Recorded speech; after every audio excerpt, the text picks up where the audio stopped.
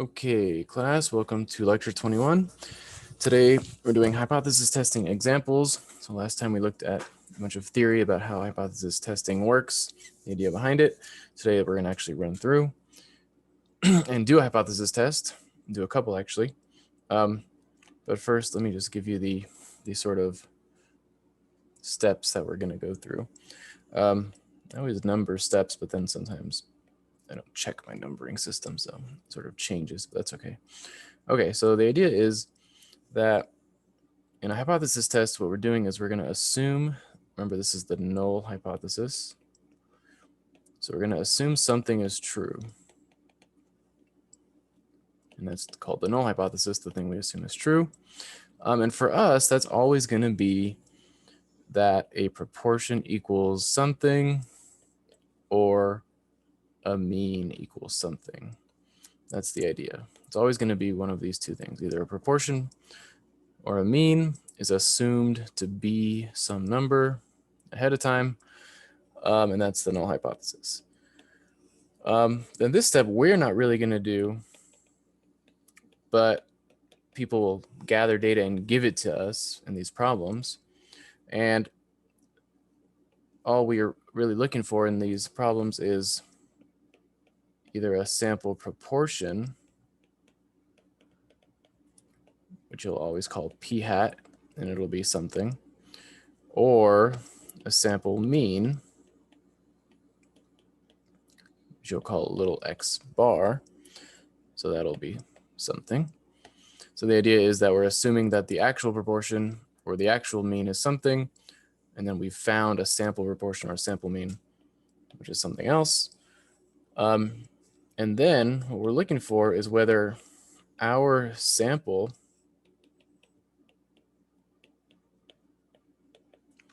is so strange, which is not a mathematical term, but we'll see what this means later, is so strange that the idea is you can question whether H0 could actually be true. And so what this really means that we're going to be doing more specifically is you're going to see if your p hat or your x bar, depending on the type of problem, is too far. Is it too far away from what you're assuming is the actual proportion or the actual mean? If it's too far, that's what it means to be too strange. That means it's so strange that it's so unlikely to get such a sample that you're now questioning whether the proportion or the mean could actually be what you assumed it was at the beginning. That's the idea. So then if the sample is too far, that means we reject. We reject the null hypothesis. Otherwise, if it's not too far, you don't accept it, but instead you do not reject it. So remember, I talked about that last time. Slightly different than accepting it. You never accept it. All you do is you do not reject it. And then the nice part is the math we learned about confidence intervals, that really comes into step 3. That's really where all the math we learned is about. What it means to be too far. That's just all about confidence intervals and stuff like that. Okay, so more specifically, it's really like answering things like this. If the proportion or maybe the mean is blank, what's the probability the sample proportion or mean is less than, or maybe it's more than instead, maybe it's between blank. And those are the types of questions we just did in the last quiz, actually. So if once you get good at those, you can do what we're going to do next. It's going to be the same math behind it. Okay, so now let's jump into an example, which I will pop in here. Okay, so here is the problem. So suppose a politician wants to know if more than 50% of her constituents are in favor of a certain policy. So really, I sort of wrote too much. So this is really the information that we're starting with. So how is this a hypothesis test? Well, we haven't gotten any data, so it's not yet, but we're going to do that in a second. But what's really going on is that this person wants to test whether more than 50% do something. So they really want to know if the proportion is bigger than 0.5. And so what we're going to do is we're going to assume in this hypothesis test that the true proportion of her constituents that support this policy is 50% or 0.5. And then we're going to check to see if that is plausible, or if actually we get that it's bigger, that it's more than 50% instead. So the first step to running a hypothesis test is to just state the null and alternative hypothesis. And so we have to just extract that from this problem. So remember how we write the null hypothesis. It's always just H0, a colon, and then what we are assuming to be true. So in this situation, we're assuming that the actual proportion is 50%. So that's our null hypothesis. And then our alternative hypothesis we write as H1, and it's what we want to show or hope happens instead, which is that, in this case, that it's greater than more than 50%. So the proportion is bigger than 0.50. So that's all there is to step one. It's really just writing those two things, which you're extracting from the problem. Step two is gather data. Of course, we're not going to actually gather data. The problem will give us the data, which I didn't include it above, so I'll include it now. But something like this is what happens. A polling place obtains a random sample where, let's see how many, 554 people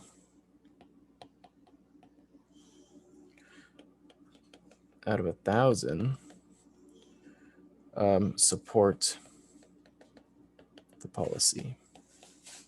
Now it's very key for the math to work, for this sample to be random, but we are sort of glossing over this extra stuff to just sort of learn how to do the process. Okay, so what this tells us is that we have a sample proportion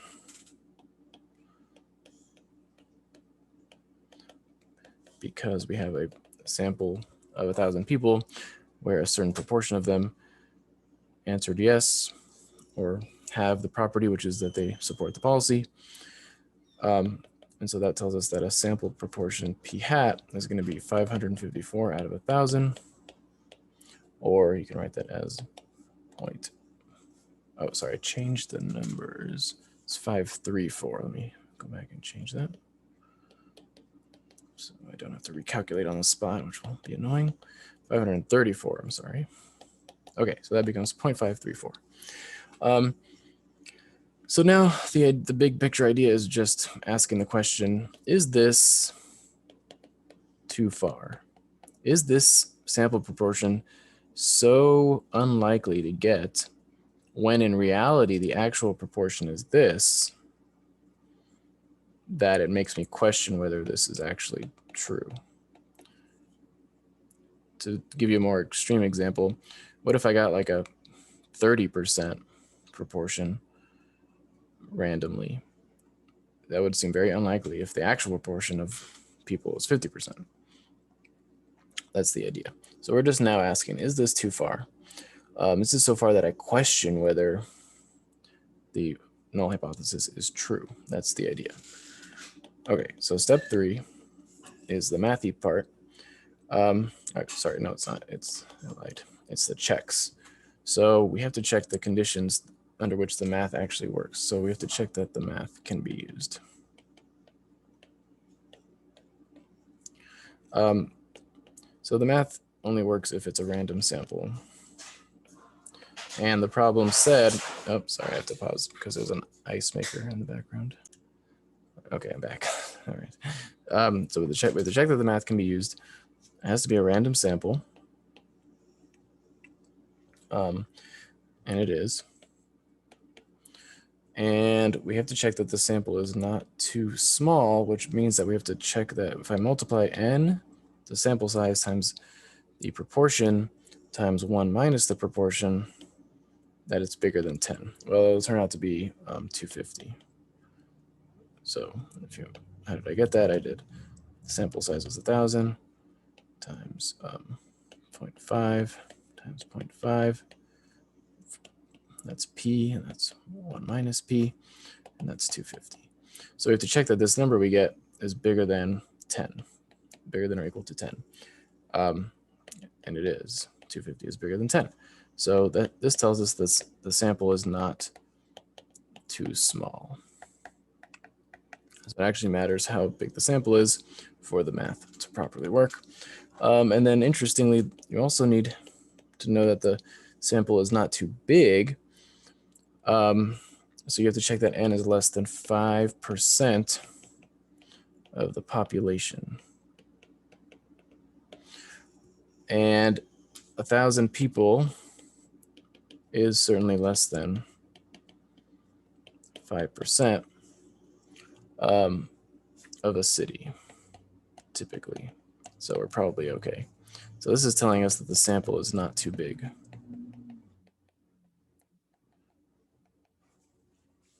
It's got to be just right. Okay, so now is the more mathy stuff. So next we select a level of significance. So typically the problem will tell you what level of significance to pick, and it's called alpha. It's very related to the alpha we learned about already, the alpha level. The basic idea is that what this does is it creates a threshold for what it means for a sample proportion to be too strange or too far away. So this creates a threshold that determines whether we decide that. So it determines if our sample is statistically significant.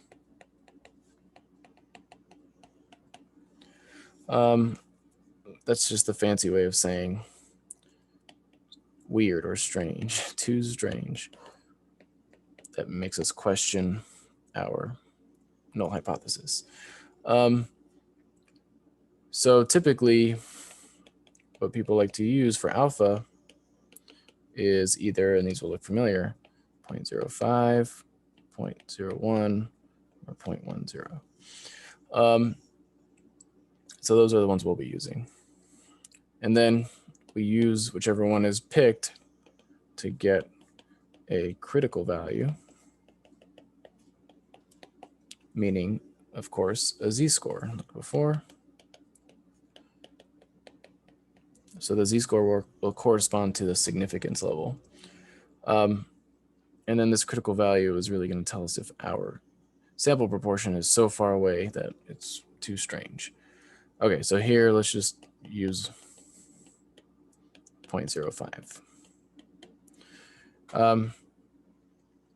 And again, this number really has to do with the amount of area in the middle of a bell curve, or not necessarily the middle anymore, but to the left or to the right also. So it's a little bit different than before, but it still has to do with area.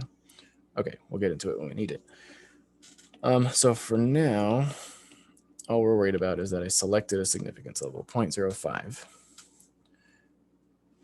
Okay, step 5 is then to calculate a standard deviation for the sample distribution, meaning we're using this formula again, which is we take p times 1 minus p over n.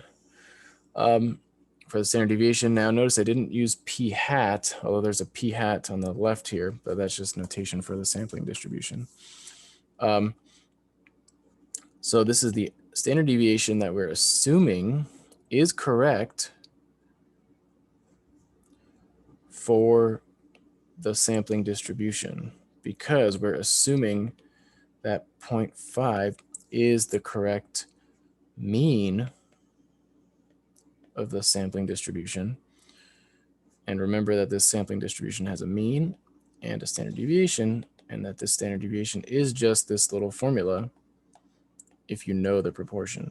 And now we do know the proportion, or at least we're assuming we know the proportion. So that's why we can use this formula, and not, when we made confidence intervals, we used p hats instead of p's, because in those problems we didn't know the true proportion. Now what we're doing is we're pretending we know the true proportion, and so that's what we're using to get the standard deviation for this distribution. Okay, so all that to say, plug in 0.5, and 1 minus 0.5 over 1,000 was our sample size. If you do this, you'll get 0.016. Maybe you can round differently than me, maybe. That's what I got. Okay, so we'll save that for later. That's our sampling distribution standard deviation. Okay, step 6, calculate so many new fancy words that are just the same things as we've seen before, but I gotta use them anyway. We're gonna calculate the test statistic. But this really means the z-score of our sample proportion. So they like to use, for this z-score, z subscript with a little 0. So our p hat was, remember, 0.534. So what we're really doing here is we're figuring out how far away our sample proportion is, how many standard deviations our sample proportion is away from the mean. That's really what's going on here by calculating this z-score. And so you see, if it's very big, that means it's very far away from the mean, and that means it's pretty unlikely. That's the idea here. So we're just going to calculate the z-score for our standard deviation, or sorry, for our test statistic, aka our proportion that we got, using this distribution here, which is why we got this standard deviation to put down there. So that's really where that's coming back into play. And we'll end up, if you put this in a calculator, about 2.15. So now we're just going to analyze if that's too far. Sorry, not step 5. What step are we on? 7. So we're just analyzing if that's too far away, if it's so weird that we question the null hypothesis. That's the idea next. So we're going to analyze our result, which is this thing, versus the, so the level of significance is now going to come back and tell us if that is too far away. So there are 2 ways to do this step.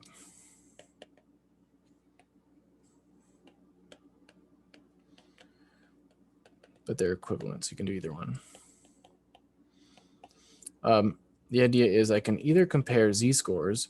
So I can say 2.15 is my z-score, and I can compare it to the z-score corresponding, which I didn't get yet, the z-score corresponding to 0.05. Or I can compare 0.05 to some probability which I'll turn this z-score into. Okay, so that's the idea. So now let's do it. All right, so make a little chart here. They have fancy names, of course. So this first way is called the classical approach. And then the other way is called the p-value approach. So many fancy new names, but they're not really fancy new ideas. Okay, so the classical approach is that our level of significance, which was 0.05, we selected it at the beginning. So you can't change your mind later. You got to pick it at the beginning. So in this problem, it still signifies some sort of area under the curve. And so for us, it means if our sample proportion, 0.534, is in the upper 5%, because, why is it upper? It's because our alternative hypothesis was that the proportion is actually bigger than 0.50. So it really has to do with the fact that this is a greater than. So the alpha being 0.05 in this problem means that if our sample proportion is in the upper 5% of the sampling distribution, then that's what it means to be too strange. So in terms of pictures, alpha being 0.05 refers to, let me draw a better one than that. Sorry. Refers to the 5% of the area being over here. And therefore, since there's a total area of 1 under the curve, the rest of the area better be 0.95. So then there's a z-score that corresponds to 95% of the area being to the left, which you can get on the online calculator by plugging in 0.95 for probability, and you'll end up with 1.645 if you do that. So that is the z-score corresponding to this alpha level, but only because it's an upper problem or a greater than problem. Otherwise, it would be a little bit different. So then in the classical approach,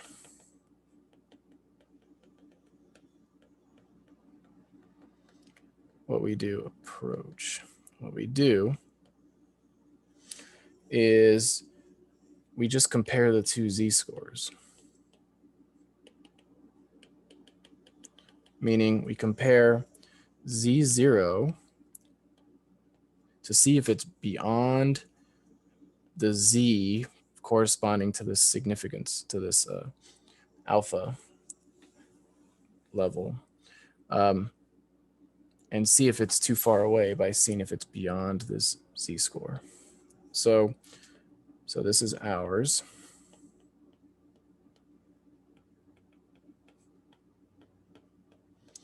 And remember, it was 2.15. And then this is the threshold, is the idea.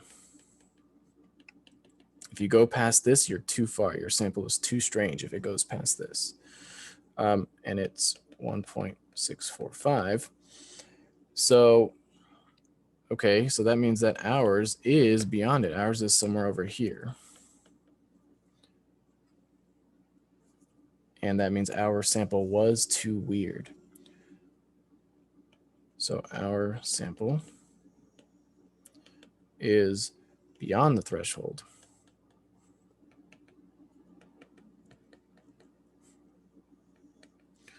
And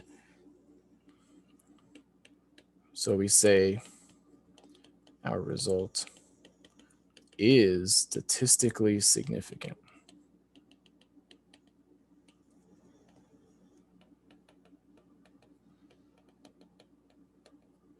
If it wasn't, then we wouldn't say that. And then the the big finale is that we reject the null hypothesis because our sample was beyond threshold. Our sample was too weird to get if in reality the actual proportion was 50% and we got this sample. It's just impossible. It's too far according to our significance level. So that is the classical approach. Okay, the p-value approach. Oh, this part is all the same.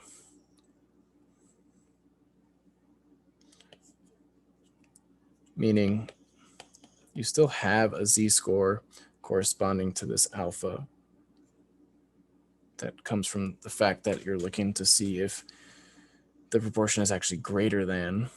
And so the z-score is not going to change, but we're not going to care about the z-scores. So in the p-value approach,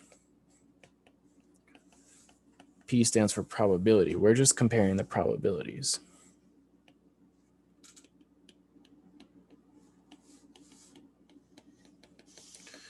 So what probabilities are we comparing? Well, what we can do is we could turn our z-score, which was 2.15, into a probability. So you can use that calculator. But we want to turn it into a probability to the right. Meaning we want to find the area to the right of this z-score. And if you do that, so if you use an online calculator, it'll tell you the area to the left, and then you do 1 minus that, you'll get area to the right. You'll end up with, so this is a little annoying because it's the letter P, even though we already used the letter P for something else. So I wouldn't even name it. That's how much area is to the right of this z-score. So then this is called the p-value, corresponding to our z-score, corresponding to our proportion that we started with, our sample proportion. So all we're doing now is we're comparing this to alpha instead of comparing z-scores. So the p-value is it's smaller than or less than the significance level. So the conclusion is the same. Meaning this is what we still say. Our sample, this is telling us that our sample is still too far away, too strange, because the idea behind the p-value is we're saying that this probability is too low of a probability. So it's unlikely. So that our sample that we got is so unlikely. And it's too low because it's lower than this, which we're now thinking of as a probability. So we're saying if it's lower than 5% chance of happening, then it's too unlikely. And so that's the p-value approach, is to compare this probability with the alpha. Okay, and then step 8 is just a conclusion. So we've really done all the hard steps. But we actually got to say what's going on here. And so stats people have very precise way they like to say things. So they say there is sufficient evidence because we rejected the null hypothesis. There is sufficient evidence, but it's not just in a vacuum. It's at the alpha equals 0.05 level. You see, if it was different, you might not reject it. Level of significance to conclude that. So this part of the statement is pretty much always going to be there. And then you say the actual context of the problem. So in this situation, we're concluding because we rejected the null hypothesis, that means we're accepting the alternative. So the alternative you can accept. You can never accept the null. So what we're concluding is that the alternative is true, which is that more than 50% of the constituents are in favor of this policy.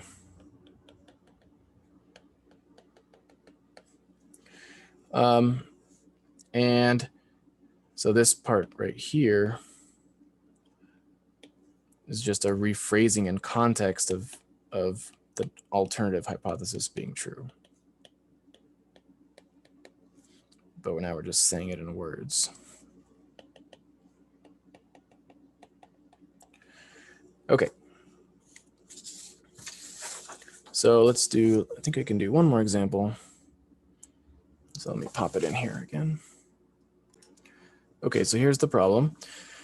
A researcher wants to know if their random sample of 500 students where 219 are prepared for college math represents significant statistical evidence that less than 50% of students are prepared for college math.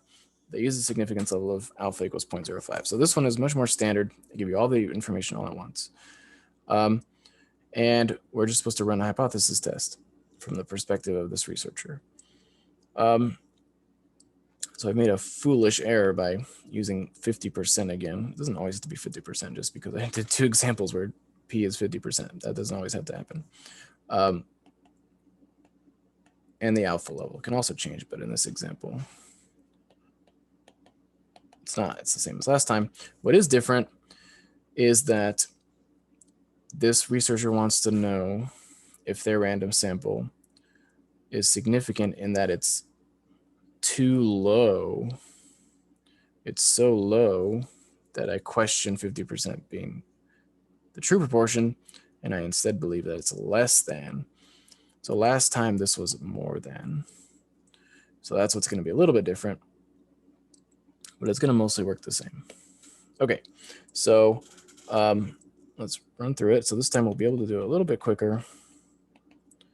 I'm going to do the same steps without as much explanation. So this time we're still assuming 50% is the actual proportion of students that are prepared for college math. Sometimes people write versus here. You don't have to do that. And the alternative is that hopefully we can show it's actually less than, because they want to know if it's less than instead of more, like last time.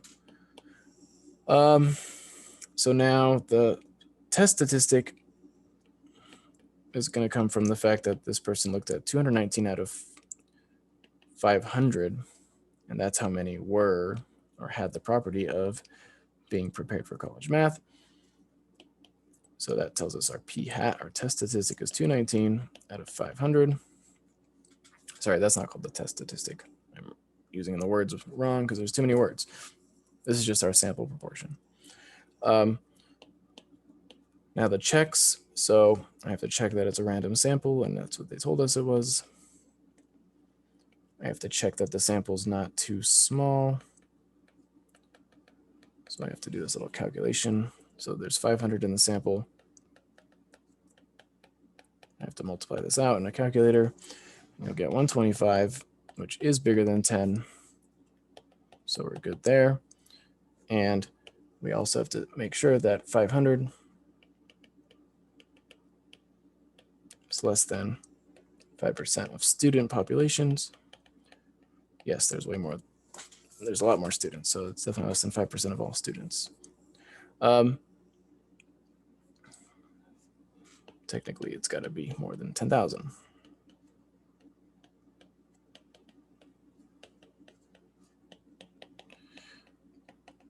Okay. So I think there are more than 10,000 students looking to go to college, so we're good. So next is the significance level that is just told to us. That's usually how it goes. Okay. We're going to calculate the standard deviation of the sampling distribution. So we're going to use this handy formula. P times 1 minus P over N. Square root that. This will be 0.0223. Again, we're using P, not P hat in that formula. And now we get the test statistic, which is really just the z-score of our sample proportion on the distribution. So that 0.438 came from, whoops, I never calculated that. So 219 out of 500 is 0.438. Sorry, I didn't write that earlier. Okay, so we're calculating the z-score for our sample proportion on the sampling distribution. So we're using the true proportion that we're assuming is true as our mean, and we're using this standard deviation we just calculated here as our standard deviation. And if you get that, you get negative 2.77. So it's pretty far away from the mean. It's almost 3 standard deviations away. But we have to check if that's too far by actually analyzing. So we're going to look at our level of significance. And what does it mean in this situation? So it means, because we're testing if p is less than 50%, this less than is telling us that alpha being 0.5 signifies that if our sample proportion is in the lower 5% this time of the sampling distribution,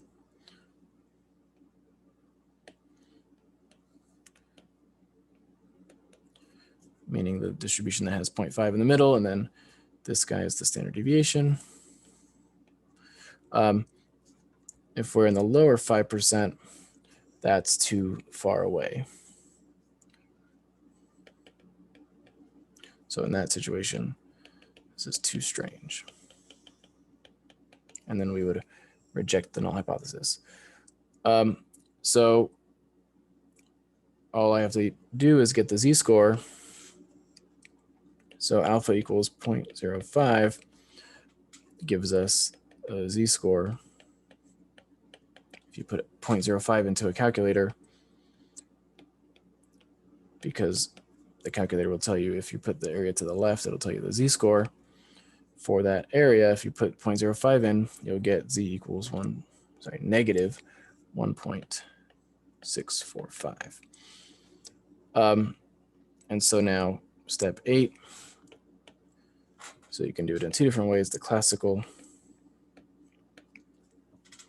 is that you compare z0, which we got right here, negative 2.77, and you see if it's further to the left, because I'm doing a problem where I'm looking if it's if I'm checking if it's less than, so I'm seeing if it's further left than our threshold. And it is. So the idea is this z-score here is our threshold, and our actual proportion gave this other z-score, which was further away, beyond the threshold, so it's too far. So since z0 is even further to the left, in this case left, but that could change if the other problem was too far to the right, is even further to the left than the threshold,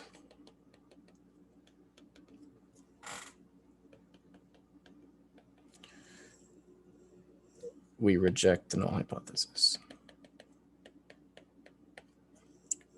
And so that tells us to conclude, well, actually, let me do the p-value approach too. So again, you don't have to do both. So the p-value is I look at the probability to the left of our test statistic by just using an online calculator to do that for me. So probability to the left is just immediately what it will tell you. You don't have to do 1 minus or anything. If you use that calculator I've linked on Moodle, you'll get that. And that's too small. It's smaller than our significance level.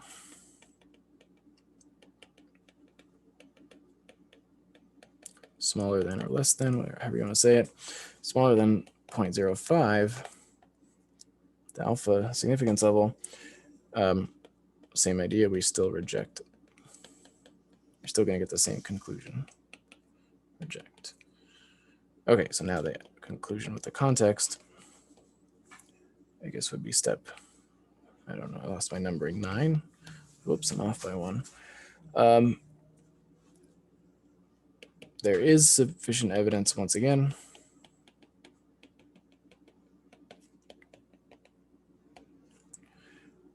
at the alpha equals 0.05 level of significance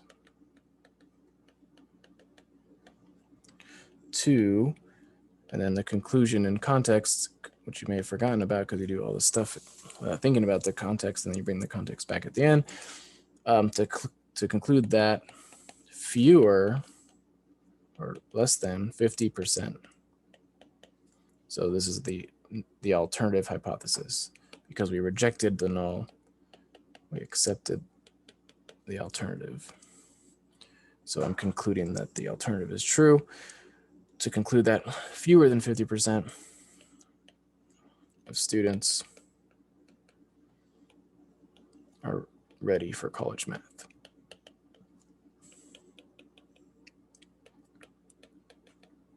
So this, again, this conclusion is just stating the alternative hypothesis, but back in context again. So math is great because you take things out of context, do the math, then you put them back in context after you figured it all out.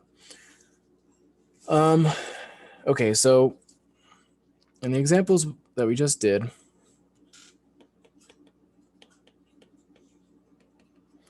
where the alternative hypothesis is either that P is greater than something or P is less than something, I would typically recommend the classical method.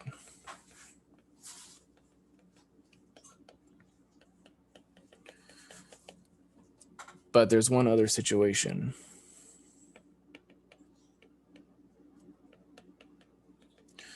If the alternative hypothesis is a not equals instead of a less than or greater than, then we can use another method. We can use confidence intervals, and it'll be much quicker. But I think I'm going to save that for next time because this video is already a bit long. Okay, so that's it for today. See you next time.